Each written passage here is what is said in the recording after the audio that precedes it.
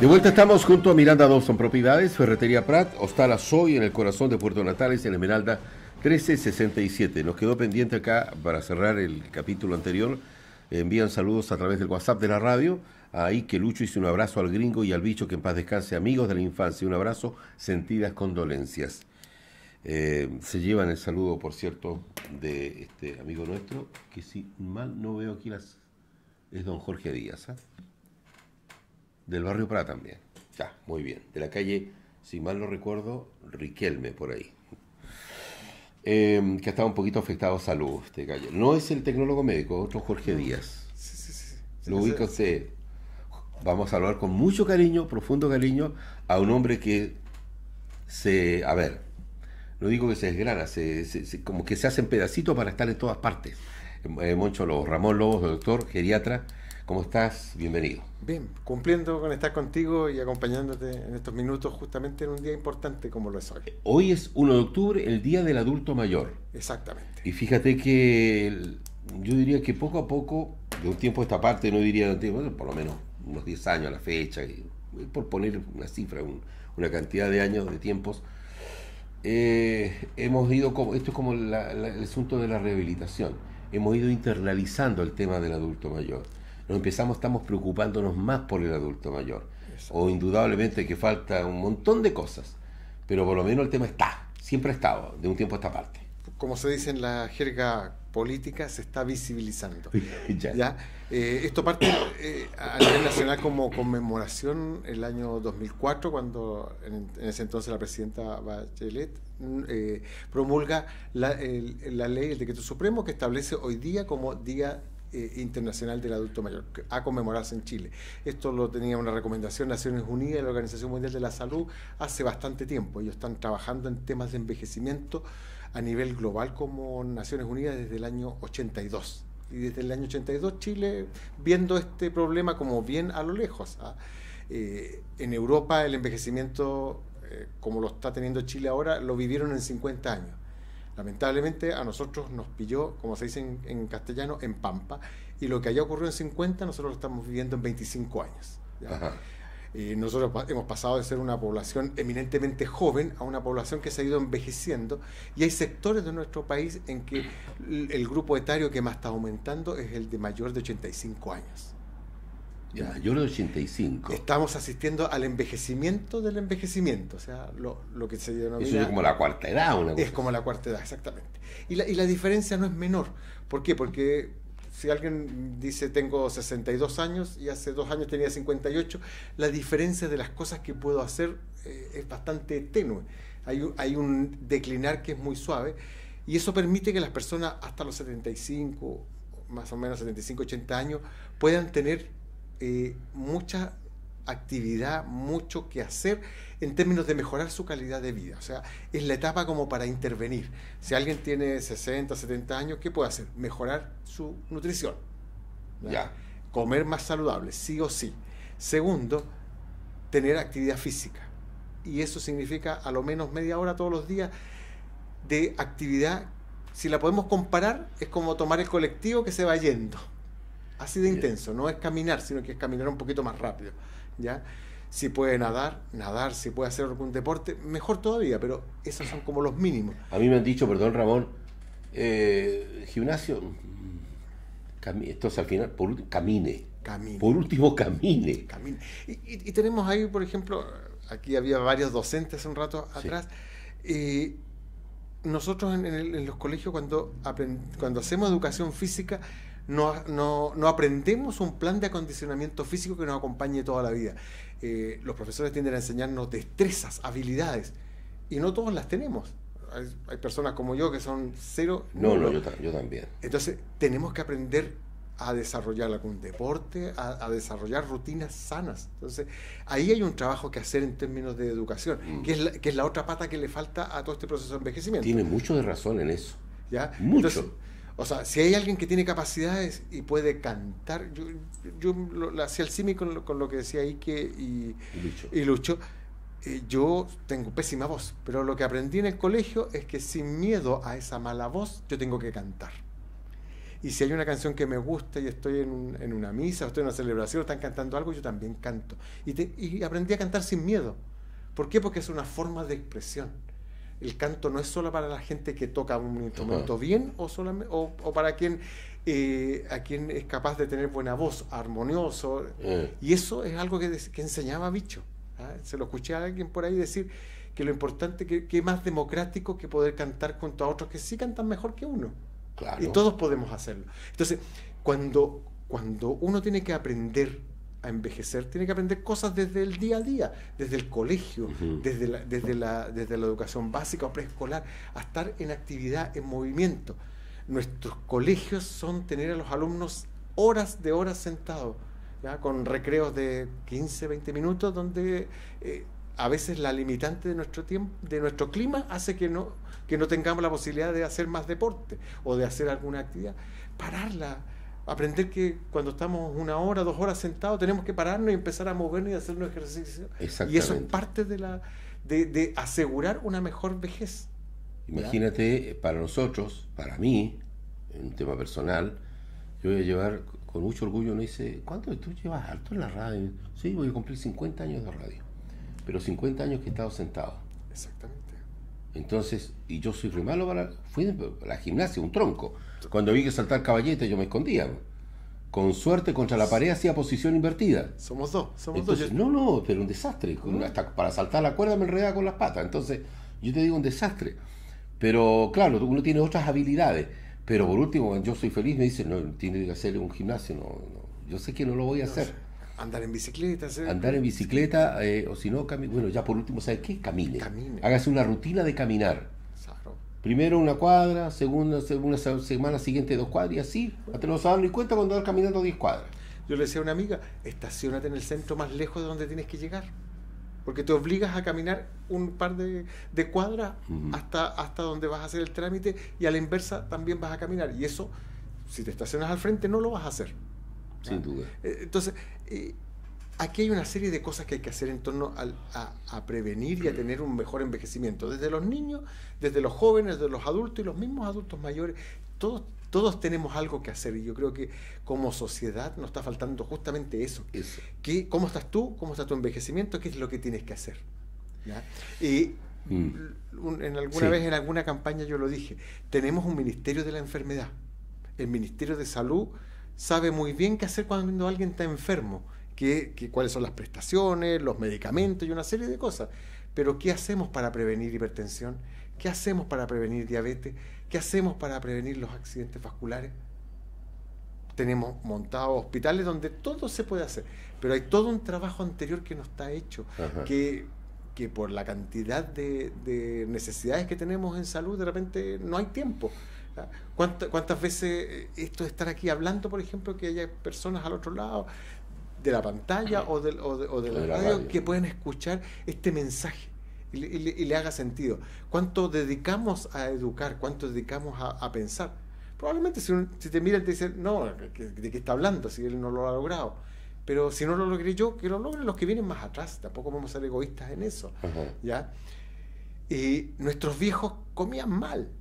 ¿Ya? Magallanes no era una tierra donde hubiera tantos vegetales o tantos productos sanos, ¿cierto? Te voy a comentar, cuando tú dices mal, claro, mal, po. Si nosotros nos alimentamos cuando yo era niño, 12, 13, 14 años, el plato común de la casa común de la población era el capón.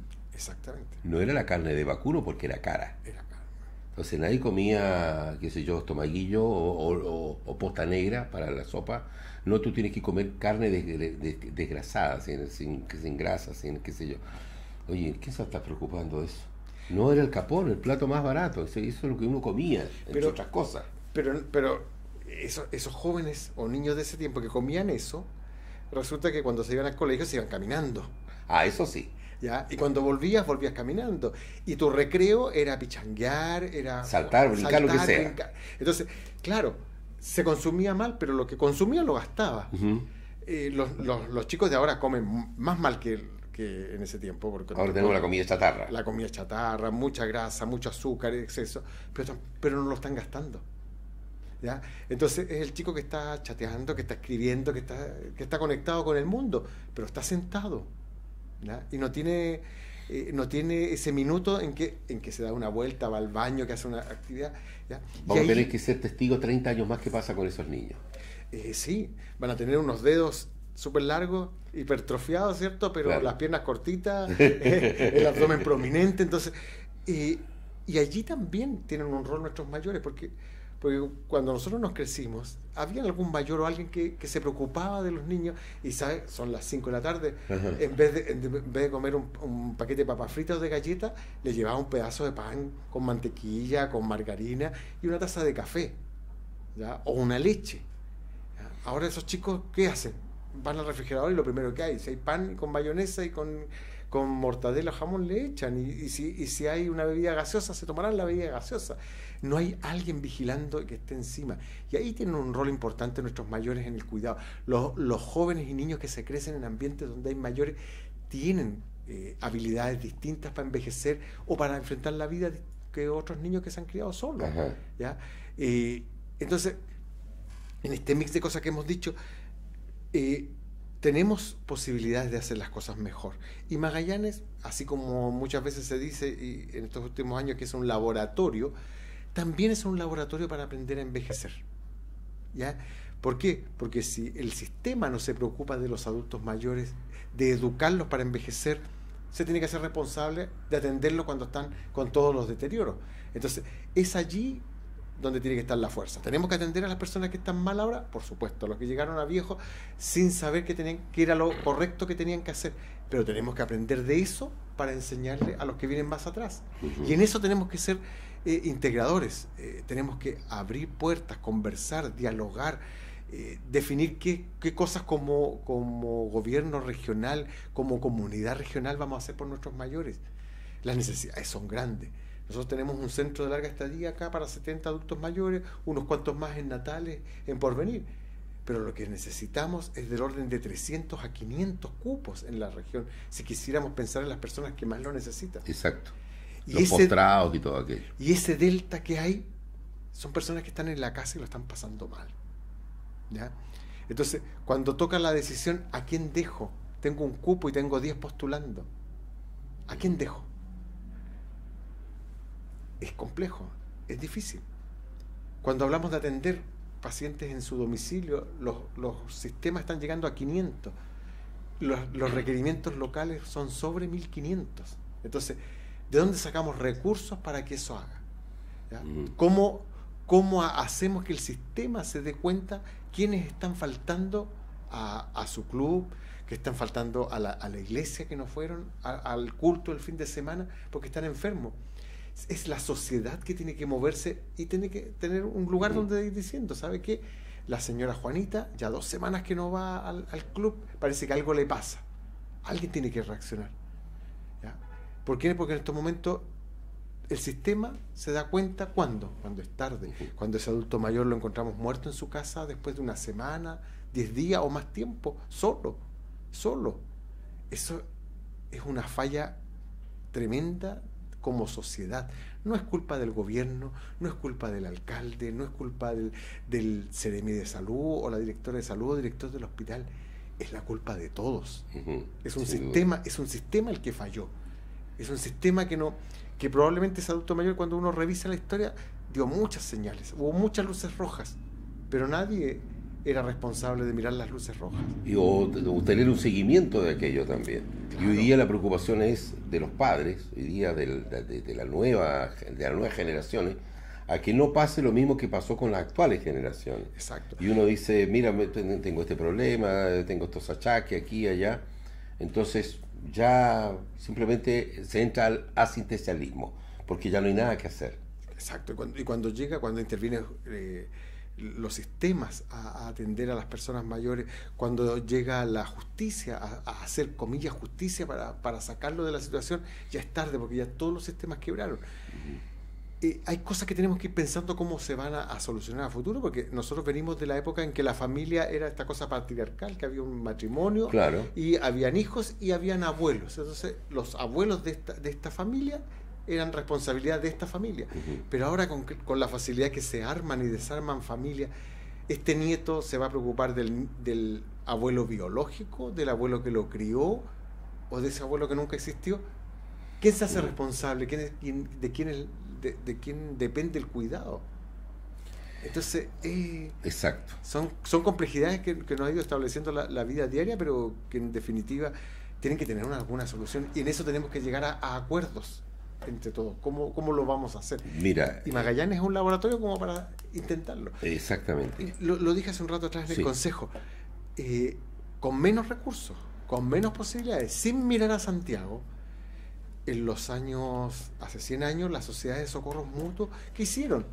Darle seguridad a los asociados en un sistema, antes que existiera la AFP, un sistema distributivo. Todos ponemos plata y los que necesitan van sacando y ya te va a tocar cuando tú lo necesites.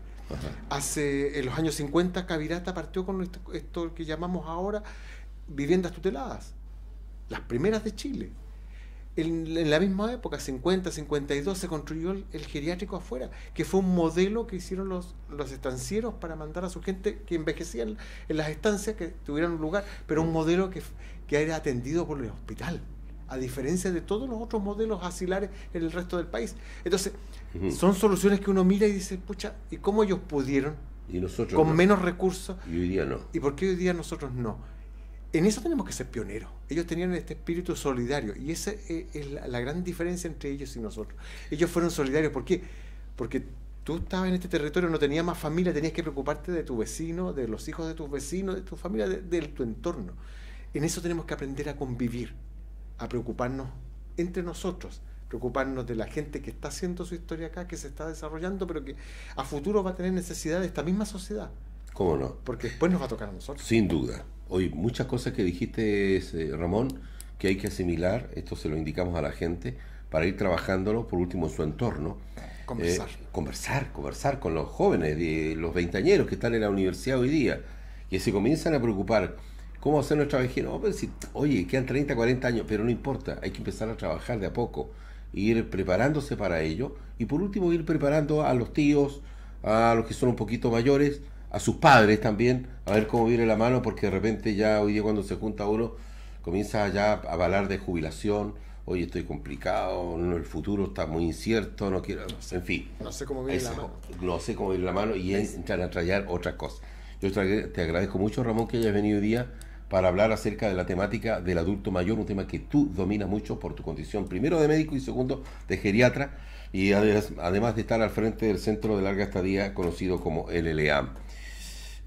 Faltó tiempo para hablar de otras cosas que quería con Ramón, un poco de desmembrar, pero bueno, ya habrá posibilidades, siempre nos vamos juntando en los medios, Ramón. La vida nos junta. La vida nos junta, así que gracias por ello, Ramón. A ti, que estés muy bien. Y a tus auditores siempre. Por favor, gracias, muy gentil. El sueño de la casa propia ahora es una realidad posible. Loteo Manuel Aguilar, en Manuel Aguilar, cerca de Circunvalación, acérquese a las oficinas de Miranda Dobson Propiedades, que está acá en Chiloé, al llegar a Colón, 755. Consulte por su futura vivienda allí.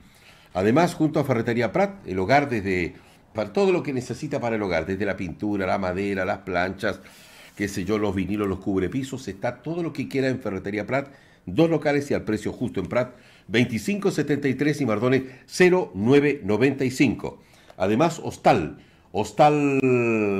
Azoy, que está en el corazón de la ciudad de Puerto Natales, en Esmeralda 1367. Si usted quiere hacer reservas, lo puede hacer desde luego, reservas@azoyhostal.cl. Hay un teléfono de contacto, el 999-985893. Gracias por compartir. Luego a las 10 repetimos el programa y mañana será otro día. Hasta entonces.